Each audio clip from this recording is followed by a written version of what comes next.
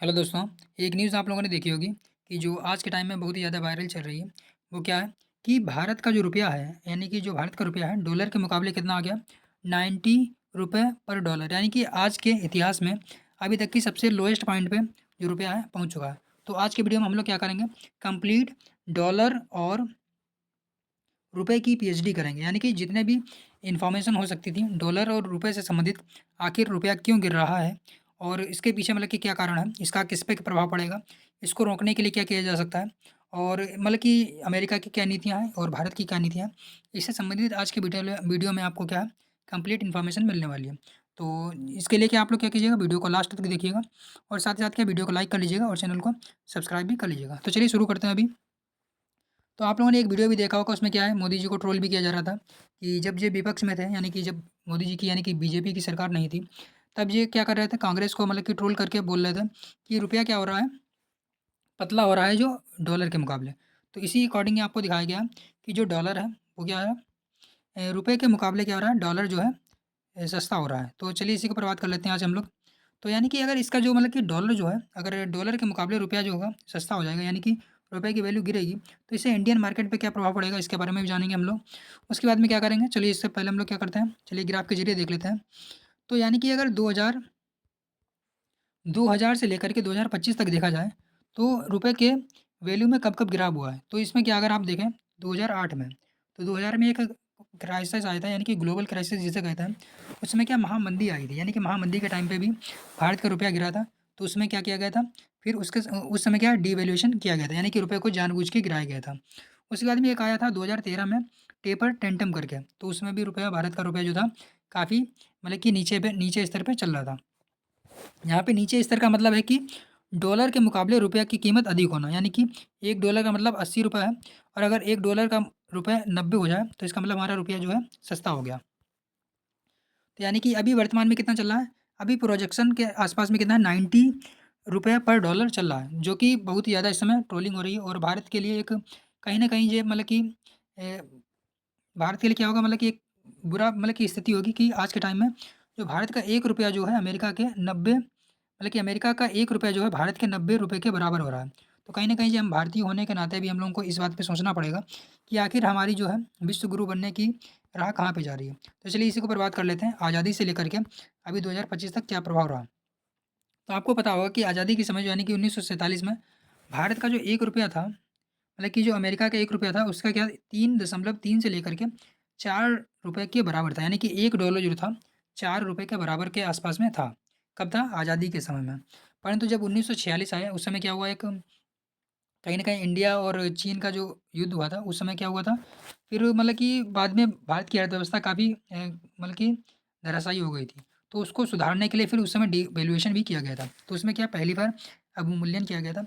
उसमें यानी कि 4.76 से उसके बाद में क्या हो गया था, ₹7.5 पर डॉलर हो गया था।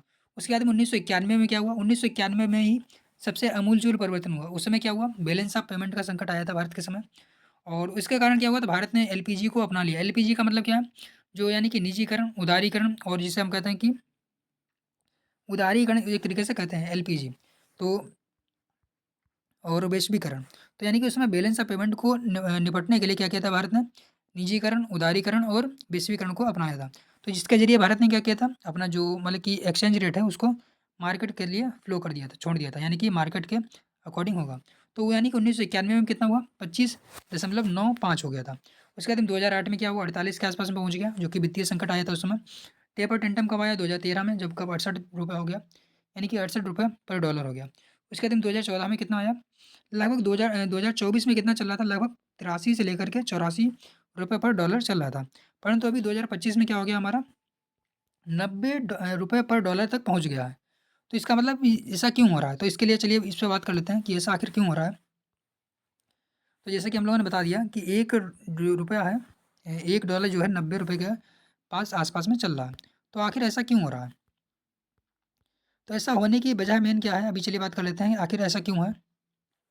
तो इसके पीछे मेन वजह क्या है? भारत का जो व्यापार घाटा, यानी कि सबसे पहले बड़ी बात तो आप लोग जान ही रहे होंगे कि अमेरिका ने भारत के ऊपर क्या क्या अभी 50% जो है टैरिफ लगा रखा है। तो कहीं न कहीं उसका प्रभाव पड़ता है, जो कि हमारे भारत के निर्यातक हैं, उनको क्या हो रहा है उनको निर्यात करने में काफ़ी मतलब कि कठिनाई आ रही है और उनका जो माल होगा वो मतलब कि अगर विदेशों में नहीं जा पाएगा तो उससे क्या होगा, भारतीय रुपया जो होगा मतलब कि भारतीय रुपए की वैल्यू गिर जाएगी। और दूसरा क्या है हमारा, जैसे कि इस समय मतलब कि आर्थिक अस्थिरता के कारण क्या होता है, सोना है उसकी माँग भी काफ़ी बढ़ रही है, यानी कि सोना है जो चाँदी है, उसकी काफ़ी माँग होने के कारण क्या होता है, जो अन्य करेंसी है उसकी वैल्यू गिर जा रही है। तो यानी कि भारत का व्यापार घाटा बढ़ रहा है। दूसरा तेल, सोना, इलेक्ट्रॉनिक्स जैसे आयात क्या बहुत ज़्यादा ही हो रहा है। इसलिए डॉलर की डिमांड क्या हो रही है, बढ़ रही है। आप लोगों को पता होगा जितने भी अंतर्राष्ट्रीय जो मतलब कि कहते हैं कि लेन-देन होते हैं वो क्या होते हैं, सारे के सारे डॉलर में होते हैं। अगर आपको अंतर्राष्ट्रीय तेल लेना है तो आपको क्या करना पड़ेगा? उसके बदले डॉलर देना पड़ेगा। कोई इलेक्ट्रॉनिक सामान मँगाना है विदेशों से तो आपको डॉलर देना पड़ेगा। जैसे सिंगापुर से अगर आपको कोई सिंगापुर है, ताइवान है, यहाँ से चिप मँगवानी है तो आपको क्या डॉलर में पे करना पड़ जाता है। तो यानी कि अगर आप डॉलर देंगे तो उसके बदले आपको सामान मिलेगा। तो यानी कि डॉलर की अगर माँग बढ़ेगी तो ज़ाहिर-सी बात है, यानी कि डिमांड एंड सप्लाई की आपको पता होगा, अगर डॉलर की डिमांड बढ़ेगी तो उसका क्या होगा, वैल्यू भी बढ़ जाएगी। अगर डॉलर की वैल्यू बढ़ रही है तो उसके मुकाबले क्या होगा, रुपए की वैल्यू गिर जाती है। तो अगला क्या है, भारत में पहले तो आपने क्या समझ गया, व्यापार घाटा चल रहा है, तेल है, सोना है, इलेक्ट्रॉनिक्स जैसे सामान की आयात बहुत ज़्यादा हो रहा है। इसके मुकाबले क्या है, डॉलर हमें देना पड़ता है, इसलिए डॉलर की डिमांड बढ़ रही है। इसलिए डॉलर जो है महँगा हो रहा है। दूसरा क्या है, भारत में लंबे समय से महँगाई हो रही है, यानी कि भारत में आप लोग जान रहे होंगे लंबे समय से महँगाई चल रही है और जो कि अमेरिका से ज़्यादा है। तो इसलिए क्या हो रहा है, इस वजह से रुपए क्या है, धीरे-धीरे उसकी वैल्यू कम हो रही है। तो आपको पता ही होगा जब महँगाई आती है तो वस्तु की कीमत क्या होती है, बढ़ती है और जो मुद्रा होती है उसकी कीमत क्या होती है, घटती है। तो अगर महँगाई भारत में ज़्यादा है तो उसका भी प्रभाव क्या हो रहा है, भारत के रुपए पे पड़ रहा है। तो अभी हमारा क्या होगा, ये 2 पॉइंट होगा, उसके बाद में चलिए देख लेते हैं आगे। 2025 में क्या हुआ, एफपीआई यानी कि जो भी हमारे फॉरेन इंस्टीट्यूशनल इन्वेस्टमेंट होते हैं, एक हमारे होते हैं एफडीआई, एक होते हैं हमारे एफपीआई। तो एफपीआई जो होते हैं ने भी क्या है, पैसा काफ़ी निकाले, यानी कि जो मार्केट होता है हमारा शेयर मार्केट से भी पैसा काफ़ी निकल गया। तो हमारे पास 3 मुख्य पॉइंट आ गए। पहला तो पॉइंट क्या हो गया हमारे पास, बहुत ज़्यादा ही व्यापार घाटा है, सोना है, तेल है और चाँदी है, इसकी खरीदारी हो रही है। इलेक्ट्रॉनिक्स मार्केट है, उसकी भी काफ़ी खरीदारी हो रही है। इसके कारण हम लोगों को क्या डॉलर में पे करना पड़ता है, इसलिए डॉलर की कीमत बढ़ रही है। दूसरा क्या, लंबे समय से महँगाई चल रही है, जो कि अमेरिका से ज़्यादा है। महँगाई होने के कारण ही क्या हो रहा है, जो मतलब कि महँगाई अगर ज़्यादा होगी तो रुपए की वैल्यू गिरती है, तो इसलिए क्या है, डॉलर की वैल्यू भी बढ़ रही है। और तीसरा हमारा मेन फैक्टर क्या है, जो एफपीआई है, यानी कि जो फॉरेन इंस्टीट्यूशनल इन्वेस्टमेंट है, वो क्या कर रहा है, भारतीय शेयर मार्केट से अपना पैसा निकाल रहा है। तो इसलिए क्या हो रहा है, करेंसी इंडियन करेंसी गिर रही है। तो अभी आपको मेन पॉइंट पता लग गया होगा कि आखिर डॉलर की कीमत क्यों गिर रही है और आखिर क्यों एक रुपया जो है, $1 जो है ₹90 के बराबर कैसे पहुँच गया। तो चलिए अब ये बात कर लेते हैं कि आम आदमी पे इसका प्रभाव क्या पड़ेगा। यानी कि डॉलर की कीमत तो गिर रही है, इतनी बात हम लोगों ने काफ़ी कर ली कि डॉलर की कीमत मतलब कि डॉलर के मुकाबले रुपए की कीमत गिर रही है, परंतु इससे हमें क्या फ़र्क पड़ता है। तो अभी आपको पता लगेगा कि आपको इससे क्या फ़र्क पड़ेगा। सबसे पहले तो आपको ये पता होना चाहिए कि जैसे कि अगर आपने मान लिया कि कोई सामान खरीदना है, कोई मान लेते हैं कि कोई एक चीज़ है जो कि $100 की है, ठीक है। अमेरिका में मान लेते हैं कोई आईफोन है, वो $100 का बिक रहा है। अमेरिका को कोई आईफोन है जो कि $100 का बिक रहा है, अगर आपको उसको खरीदना है तो आपको $100 पे करने पड़ेंगे। अभी आपको पता लग जाएगा कि आप पे इसका क्या प्रभाव पड़ेगा। तो आपको क्या, मान लिया कि जैसे कि $100 है, तो $100 आपको देने पड़ेंगे आईफ़ोन लेने के लिए। परंतु $100 के मतलब इससे रुपए में कितना कवर करेंगे? अगर मान लिया ₹80 में $1 चल रहा है, तो यानी कि आपको ₹80,000 देने पड़ेंगे। हम लोग क्या कर रहे हैं, रफ़ अनुमान ले रहे हैं। तो आपको क्या ₹80,000 देने पड़ेंगे, जो कि एक आईफ़ोन देने के लिए। परंतु वहीं अगर $1 ₹90 का हो जाए, इसका मतलब आपको कितने रुपए देने पड़ेंगे अब? अब आपको देने पड़ेंगे 90,000। तो आप समझ गए होंगे कि $1 की वैल्यू जो है बढ़ने से, यानी कि डॉलर के मुकाबले रुपए की वैल्यू गिरने से क्या होगा? यानी कि हम लोगों को सामान जो होंगे महँगे मिलेंगे। अगर आपको कोई विदेशी सामान खरीदना है तो आपको क्या करना पड़ेगा? अधिक रुपए चुकाना पड़ेगा। तो इसलिए हमारा क्या हो जाएगा, इसलिए हमारा क्या हो जाएगा, आयात जो होगा सारा का सारा आयात जो क्या होगा, महँगा हो जाएगा। और निर्यात क्या हो जाते हैं, इससे निर्यात हमारे सस्ते हो जाते हैं, यानी कि हमारे निर्यात में बढ़ोतरी होती है, परंतु आयात हमारे महँगे पड़ जाते हैं। तो इससे क्या हमारा प्रभाव पड़ेगा, आम आदमी पे सीधा इम्पैक्ट क्या पड़ेगा?